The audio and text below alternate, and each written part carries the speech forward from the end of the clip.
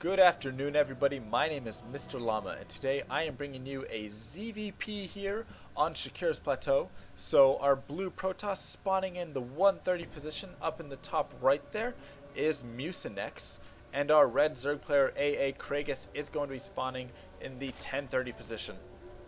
So this is always one of my favorite matchups. I am a Zerg player, and I just feel like the options are endless for what you can do. There is nothing that I feel like is crazy standard.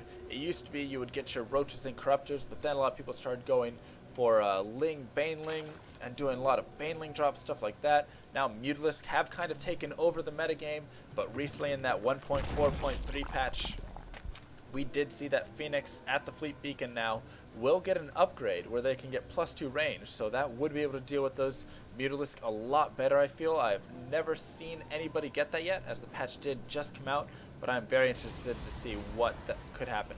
So it looks like Mucinex is going to be going for some sort of opening, fast expand, forge, something like that. He does throw this pylon down in a very interesting position though. Usually a player will throw the pylon down right here, so that way he can block off this whole ramp with buildings just off that one pylon and then reinforce it later. But this is just going to give him to put that forge right there, so it's going to have to drop another pylon down here. So that could be a little bit troublesome for him in the future. We'll have to see how that does pan out. In the meantime, our Zerg player does throw down an 11 pool. So he goes ahead and does do the expand, or not expand, he does the extractor trick, sorry, and then throws down that 11 pool right there. So that is always a build to get that queen out a little bit faster. Also, you can get lings out to go ahead and take out this probe and get your hats down a little bit earlier. So they've actually done a lot of studies. I was reading something on TL where somebody was trying to get the perfect ideal economic build so that you could be safe and expanding while still getting that economy. And I think 11 pool was right up there. They all crisscrossed like right at the same point.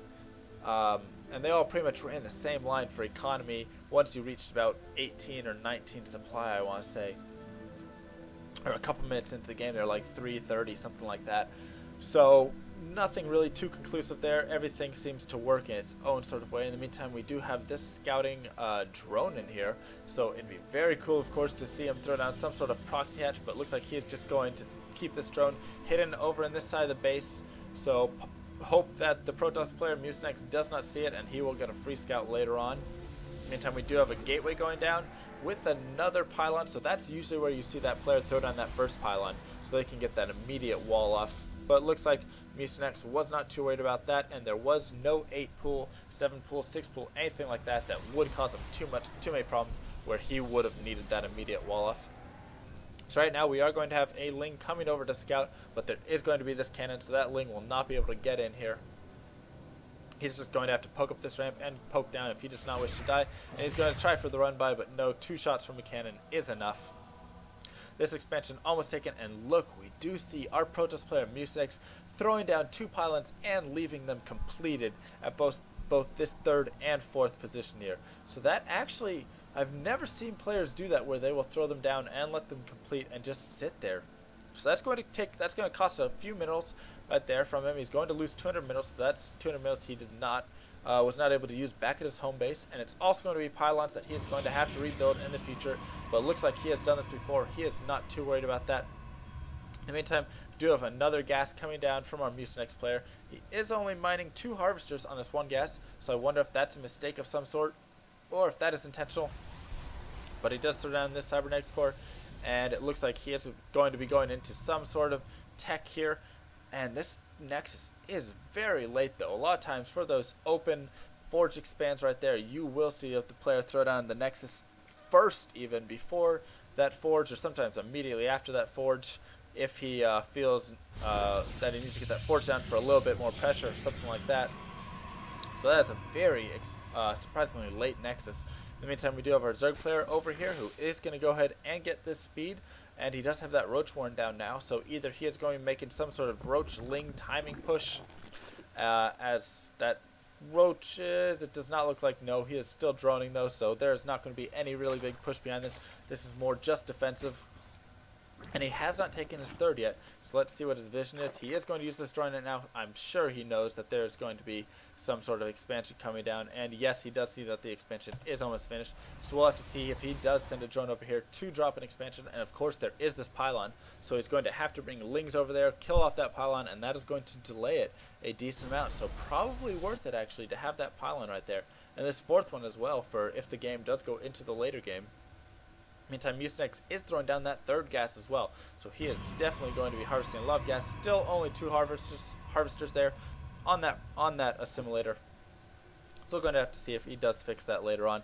And double Stargate coming down, so yes, he is going into big tech right there, getting double Stargate. We'll have to see if he's going to throw down those Phoenix to try and counteract that mutaplay, or if he is going to do some big Void Ray push, possibly get 4-6 Void Rays, as our Zerg player does not even have a lair, nor he is just getting an evolution chamber now, so that is not going to be enough if there is a big Void Ray push coming, and our Zerg player does not have sight of that.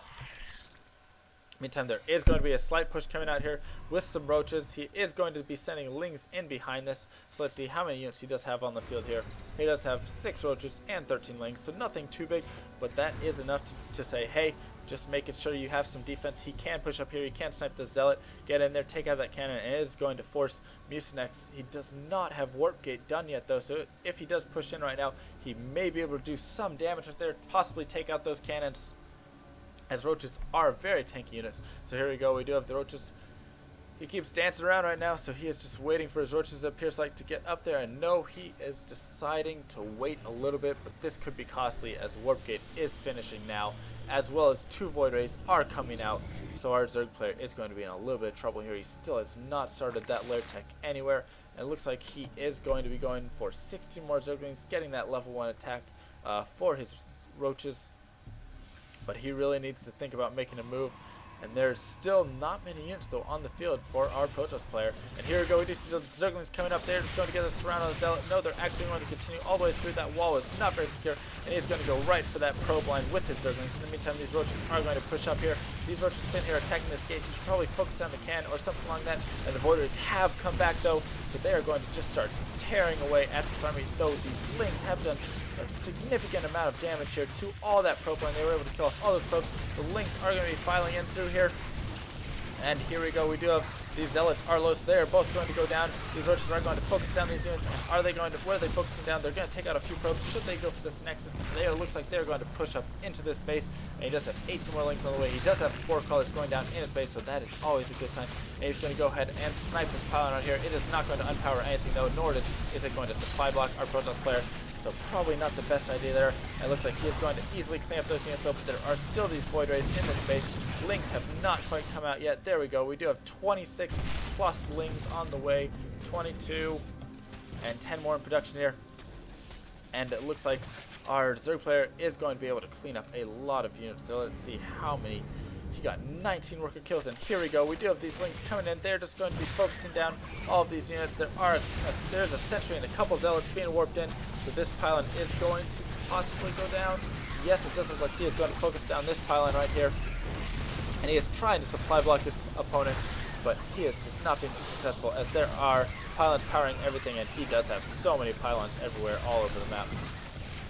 So Zealot, Sentry, Void Ray are going to easily be able to clean up these Lings right here, but these Lings are in the probe line, and they are going to be taking out a lot of units. In the meantime, we do have a lot more roaches on the way, but there are sentries now, so that is going to be able to start force fielding this off, preventing his opponent from getting in there. But these Lings have just done so much damage. The 24 worker kills, and our Protoss player down to 17 workers, though our drones count for our Zerg player is extremely low. Unfortunately, he was not droning very well after he did throw down that second hatch, so he is just barely in the lead, 24 to 21 in his harvester count. And he finally is going to go ahead and start getting lair tech. It looks like he is not done pushing though, as he does have these units hidden down here, possibly going to be making some sort of other attack. And Mucinex chrono boosting out those probes. He knows he lost a lot of workers, and he probably thinks he is a little bit more behind than he actually is. But Our Zerg player, there we go, finally starting to drone up, producing 4 more drones, so he is going to be at 35 drones very soon. He feels pretty safe, as he did see his opponent's army right there. He does have those spore crawlers up, so he knows if his opponent cannot kill him with those void rays, then he does not have very much to deal with him at all. And like we see, there are just 3 sentries, 3 zealots, and 3 stalkers there. But this air army is going to start pushing out now and possibly snipe off a couple overlords, snipe off this Ling right here in the middle of the map. Just try and pick off and do whatever damage he can. He does have 4 Phoenix out, sorry. Our Zerg player does see this, as he does control this watchtower right now, so he is going to be able to see these units coming. He is going to bring his queens together right here to deal with this, but those Phoenix will be easily able to pick them up. And here we go, we do have our Protest player going to go ahead and start saving this. In the meantime, we do have our Zerg player who is trying to make some sort of push right here, but it looks like he just runs all of his units into their death. So our Zerg player is going to be struggling right now. He has lost his overlords there, so he is almost supply blocked. And it's just going to be a little standout. We do have 4 queens though on the map, so these Phoenix are going to have to hold all those queens up if they really wish to damage them. But there's a spore crawler to help deal with those, and that is very difficult for our Protest player to deal with. So Protest just going to do a little bit more harass here, take out a few more overlords, but it does not look like he is going to be able to get in there and really do the damage that he needs to do. He is still a little bit behind in probe count, so it looks like he has stopped probe production. That's something that he needs to make sure he continues to do, as he does only have 27 workers right now, and there is almost no saturation down on this natural. And there we go, he does start his probe production as well there. Still only 2 harvesters right there, and 0 harvesters on this 3rd gas, so it does not look like he's going to be getting much more gas. And he does have a little warp right here. It does look like our Protest player is going to be going for some sort of attack. He does have 2 more void rays, sorry, on the way. So 4 void rays, 4 Phoenix, and he does have some stalkers, zealots right down here, and a little bit more at the base there just to defend. So he is going to be planning for some sort of push right now. He is in the supply lead, so he does have the lead overall. And here we go, we do have Hydralisk though coming down for our Zerg player, so he does also have a lot of queens. Let's see how many Hydras he has. Only has 5 Hydras right now. His army is not very big at all, but these queens should be able to deal with these air units pretty effectively. And here we go, we do see a push coming in from this Protest player. Zerglings are going to run by, but they're not going to do anything, and they're just going to get picked off. In the meantime, there's nothing to defend these Hydras right here, so they are very good for DPS, but they are very weak if there is nothing in front of them. That is why you typically see roaches or something like that. But these air units are going to stay back there, and they are not pushing in time. It looks like these snipers are going to get surrounded by Zerglings, and they're going to go down. In the meantime, here we go, we do see the air units finally coming in, and the void rays are going to start charging up, and they are going to tear away through all these Hydras, start focusing down these queens. But it looks like the void rays are going to start losing too much damage as more Hydras and queens do come out, and they are doing a lot of damage versus that air. So our Protest player standing right here, he does have a couple more sentries, 3 more stalkers right now, and it looks like he should be warping in more units if he does wish to continue this attack. He has not made many more probes right there. He is throwing down a couple robotics facilities, so it looks like he is deciding he wants to change his tech. He has forced all of these Hydras to possibly going to be going into some sort of Colossus tech, as that is very popular nowadays, where you do throw out that Stargate. Usually it's just a single Stargate. You get a Void Ray out, make them go into Hydra play, and then you bring out the Colossus, which just cleans up Hydra so quickly. Meantime, we do have level 2 ranged attacks going down for our Zerg player, as well as level 1 just starting right now for our Protest player. So he is a little bit behind on those upgrades, but that is not too bad for him. And here we go, we do have our Zerg player going to go ahead, come in, take out this pylon, so he can start expanding to that 3rd pretty soon if he wishes. In the meantime, these Phoenix are just being annoying, going to go ahead and keep harassing. Always a great idea to do. If there's ever a stray overlord like this out around the map, or that, feel free to just send your Phoenix out, snipe it. Why not? Then you can supply block your Zerg, force him to make a couple more overlords, and probably get in his head a little bit too. So that mental and physical state are both skewed a little bit. Meantime, yes, we do have that Robo Bay coming down now for our Protoss player, so he is going to be going into that Colossus coming out both of these. He has not made an observer, I don't believe, so he's not too interested in seeing what his opponent is doing. But he feels pretty safe knowing that he has seen a lot of Hydras and a lot of Lings coming down, so he is going to be able to clean that up easily with these Colossus, assuming that he does have some sort of ground armor, yes, right there in front to tank it. So Our Zerg player is still just pumping out a lot of Hydras. It looks like he is going to not be producing any more drones. He has stopped at that 40 drone mark for a long time, and he is just straight units. He wants to make some sort of attack happen right now with these Hydralisks and these Zerglings, and he is going to start pushing it, I believe. And yes, here we go. We do see the Ling's going to go ahead and come out, and it looks like he has scouted this there right now, so he is going to be sending these Lings to that base, I would imagine, to try and snipe this. There is one Zealot that is going to come over here, and he's going to easily be able to take out that Ling.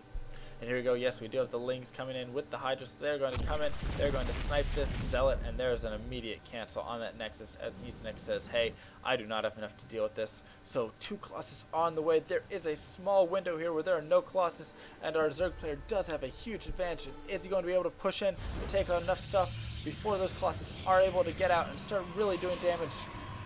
There is no extended thermal lance yet, and here we go. Zergling's going to go ahead and push up. Is there going to be a force field? No force field has gone down yet, and it looks like our Hydras are just going to come in, take out the sentry, so no force fields can go down now, and our Hydras are going to do huge damage. The Colossus are coming out here in 5 seconds, I believe. Yes. So 5 more seconds, but all of the ground army is going to go down. He is going to lose this forge. He is going to lose these gateways, and all of his friends taken, and his whole army is gone. So these Colossus now have no longer have a ground army to do anything. And yes, Mucinex, that is exactly right. You did not force field, and that probably cost you this game. If those force fields could have gone down, he would have been able to get a wall right there and hold off until this Colossus did come out. But right now, he does lose this Colossus. He is going to be losing this army, and this Hydra's not even firing. He's standing there. So he's going to move up, boom, take out Mucinex, and GG, well played from AAKraigus. Nice little timing push right there with those Hydras and those Lings, and he was able to get in there right before those Colossus did come out. Like I said, if he would have waited 10 seconds even more, it would have been too late. He would have been stuck in a very difficult situation where he would have had to come, drop back, get roaches, get Spire Tech, something to deal with those Colossus, but he made a great push at that moment. And it also had expanded for his third, so it was not all in. He would have been able to drop back if he needed to. So GG, well played by both players there, and poor Mucinex just needed to drop a force field. MrLlama out.